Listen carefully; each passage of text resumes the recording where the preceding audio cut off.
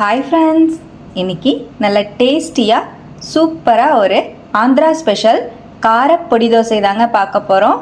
ரொம்பவே சூப்பராகவும் டேஸ்டியாகவும் இருக்குங்க. ரொம்ப சிம்பிளாகவும் செஞ்சிடலாம். இப்போ இந்த டேஸ்டியான காரப்பொடி தோசையை எப்படி செய்கிறதுன்னு பார்க்கலாங்க. ஃபஸ்ட்டு காரப்பொடி தோசைக்கு நம்ம பொடி ரெடி பண்ணிக்கலாங்க. அதுக்காக மிக்சி ஜாரில் 1/2 கப் போல் பொட்டுக்கல்லை எடுத்திருக்கேன், அதை சேர்த்துக்கிறேன். 8 பல்லு பூண்டு எடுத்திருக்கேங்க, அதையும் ஆட் பண்ணிக்கலாம். காரத்துக்காக ஒரு 5 வரமிளகாய் எடுத்திருக்கேன், அதையும் சேர்த்துக்கிறேன்.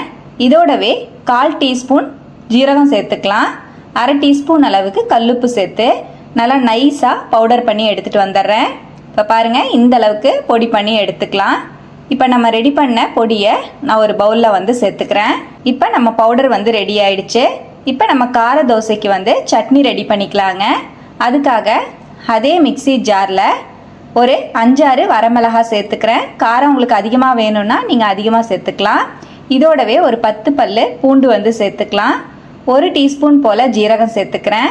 1/2 டீஸ்பூன் போல் உப்பு ஆட் பண்ணிக்கலாம். மாவுலேயும் உப்பு இருக்கும், அதனால உப்பு பார்த்துட்டு சேர்த்துக்கோங்க. கொஞ்சமாக தண்ணி சேர்த்து நல்லா நைஸாக அரைச்சி எடுத்துகிட்டு வந்துடுறேன். இப்போ பாருங்கள், நம்ம கார சட்னியும் ரெடி ஆயிடுச்சு. இந்த அளவுக்கு நல்லா நைஸாக அரைச்சி எடுத்து வச்சுக்குவோம். இப்போ நம்ம தோசை ரெடி பண்ணிக்கலாங்க. நான் நார்மலான தோசை மாவு தான் எடுத்திருக்கேன். தோசை மாவு, இட்லி மாவு எது வேணாலும் நம்ம யூஸ் பண்ணிக்கலாம். நீங்கள் கோதுமை மாவாக இருந்தால் கூட யூஸ் பண்ணலாம், ரொம்பவே நல்லா இருக்கும். இப்போ நான் ஒரு 3 கப் போல தோசை மாவு எடுத்திருக்கேங்க. இதில் நம்ம ரெடி பண்ணி வச்சிருக்கிற கார சட்னியை ஃபர்ஸ்ட் சேர்த்துக்கலாம். சேர்த்துட்டு மிக்சி ஜாரை அலசி கொஞ்சமாக தண்ணி சேர்த்துக்கிறேன். சேர்த்துட்டு நல்லா மாவோட மிக்ஸ் பண்ணி விட்டுருவோம். இந்த அளவுக்கு நல்லா மிக்ஸ் பண்ணி விட்டுட்டேன். இப்போ நம்ம தோசை மாவு ரெடி ஆயிடுச்சு. இப்போ நார்மலாக நம்ம தோசை எப்படி வாத்தெடுப்போமோ அதே போலவே நம்ம ஊத்தாப்பம் மாதிரி ஊற்றி எடுத்துக்கலாங்க. ரொம்ப நல்லா இருக்கும். சன்னமா ஊத்துறதுனாலும் ஊத்திக்கலாம், ஆனா இந்த தோசையை பொறுத்த வரைக்கும் ஊத்தாப்பம் மாதிரி ஊத்தி எடுத்தீங்கன்னா ரொம்ப நல்லா இருக்கும். இப்போ நான் ஒரு 3 கரண்டி மாவை தோசைக்கல்ல போட்டுக்கிறேன். போட்டுட்டு ரொம்ப தேய்ச்சி விடாம கொஞ்சம் மொந்தமா இருக்கிற மாதிரி நான் வாத்துக்கிறேன். இப்போ நான் இந்த அளவுக்கு தோசை வாத்துட்டேங்க. இப்போ இதுலயே கட் பண்ணி வச்சிருக்கிற வெங்காயம் சேர்த்துக்கிறேன். நல்லா பொடியா கட் பண்ணி வச்சிருக்கிற வெங்காயம் ஆட் பண்ணிட்டேன். துருவி வச்சிருக்கிற கேரட் சேர்த்துக்கலாம். கொஞ்சமா துருவின கேரட்டையும் ஆட் பண்ணிட்டு இதோடவே பொடியா கட் பண்ணிருக்கிற மல்லித்தலையும் தூவி விட்டுக்கிறேன். இப்போ மல்லித்தலையும் தூவி விட்டு நமக்கு தேவையான அளவுக்கு நெய் சேர்த்துக்கலாம். இந்த ஊத்தாப்பத்துக்கு நீங்க நெய் சேர்த்து செய்யும் போது ரொம்பவே அல்டிமேட்டா இருக்கும். இப்போ தேவையான அளவுக்கு நெய் போட்டுட்டேன். 2 சைடும் நல்லா திருப்பி விட்டு வேக வச்சு எடுத்துக்கலாங்க.